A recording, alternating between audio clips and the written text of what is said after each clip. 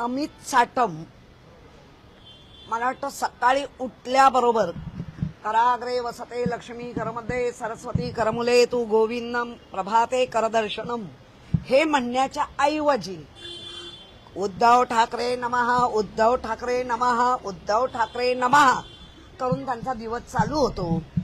त्यामुळे आणि अमित ठाकरेला हा अधिकार दिला कोणी? अमित ठाकरेला अमित साटम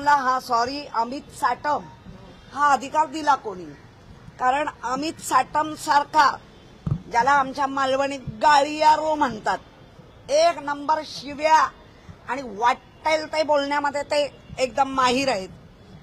तुम्ही जे केलात, जे मुसलमान हिंदू मुसलमान हा जो फरक टाकलाय, तुम्ही जे केलात, मराठी ओबीसी ही जे घटक पाडलात, त्याचे परिणाम आहेत। आम्ही कधी कुठल्याही धर्माचा द्वेष नाही केला, आम्ही कधी कुठल्या जातीचा द्वेष नाही केलाय। आणि त्या मुलांनी आगे चलो म्हटल्याबरोबर त्यांना जे कोणी केलंय ते गैर केलंय।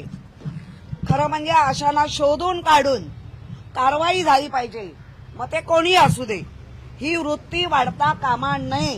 याचे उद्धवजी आहेत आणि त्यांच्यावर कारवाई केलीच पाहिजे।